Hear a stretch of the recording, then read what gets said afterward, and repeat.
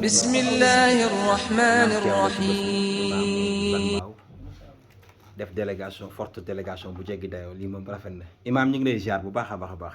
yàlla nangu ziar. jërëjëf jërëjëf teel ngeen ñëw lool ci bés bi macha allah dëkkandoo rek waral lii lan nga mën a wax ci bés bi imaam. sant yàlla bu baax. ndax dëkkandoo dafa bokk ci ay xaqam. bu xewlee bu la wooye nga wuy ko. dëgg la. te mu nekk dëkkandoo. bokk ci dëkkandoo yi gën. dëgg la.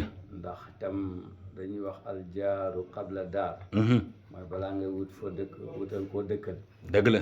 waaye dëkk bu mel ni Ndakaaru. nga xam ne da ngay jënd keneen ñëw jënd.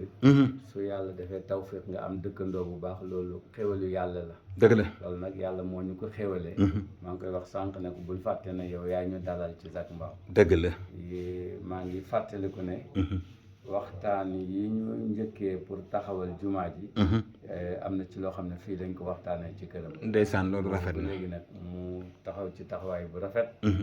wax na sànq ne année bële passé moom la ñu tuddee woon conférence bi. dëgg la kon loolu am na lu muy wane. mu nekk mag mu baax. ci kanam suñuy soxna. suñuy jarbaat suñuy doom. nga xam ne suñu xel dal na ci njaboot gi ndax moom. dëgg la. koy ñaanal yàlla mu yàggal taxawaayam. yàggal ko may ko wér. lépp lu mu jublu yal na yàlla def ci barke. amiin amiin amiin délégation ñenn ci waa. jumaa ji ñëw teew ci bés bi. pour wan ko suñu jàppale ci moom. dëgg la. ak fàttaliku jàppale moom ci ñun. ndeysaan parce que bor la rek buñ koy delloo. jërëjëf dégg nañu kontaan bu baax a baax wax jërëjëf imaam taxawal ñu def photo waaw yaay booy jegeel voilà baax na jërëjëf baax na waaw waaw yéen a bokk bàyyi rakk yi ndeysaan mbokk yi teew ndeysaan am na solo lool bés bi nekk na bés boo xamante ne jéggi na dayo lool ndeysaan nit bu nee mi ngi jógee fële di ñëw kilifa yi ñu ngi leen di ziar bu baax a baax a baax ndeysaan teew ngeen ci bés bi nag bésu suñu yaay ji lan nga mën a wax ci bés bi. santaat yàlla rek. waaw julli ci yonent bi tedd bi sallallahu alayhi wa sallam. waaw di ko ñaanal fan bu gudd bu ànd ak wér. amiin ñaanal ko sutura ak teraanga. amiin lii mu woote. ci këram gii. surtout ci njabootam. yàlla buñ ko séddoo dara ginnaawam. amiin yàlla na ko yàlla barkeel. amiin li imaam wax rek. waaw ñun suñu xel dafa gën a dal. ndaxte buñ ñëwee fekk sa suñu mag. waaw ay dëkkam. rafetlu dëkkin wi. sant ko gërëm ko.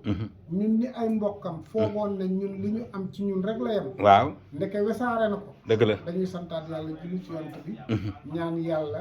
mu gën ko dundal. amiin gën ko wéral gën ko kàttanal gën ko suturaal. amiin ba bii mu bañ ci réccu dara ci mbaaxu yàlla ak yonent. amiin yàlla mën na ko yàlla na ko def. amiin sëñ Daawuda loolu danaa gën sànni. sëñ bi waaw.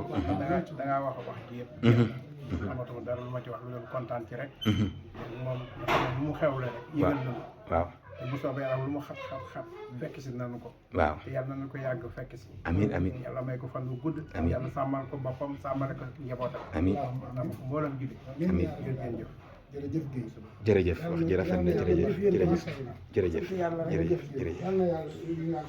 bismillahi rahmani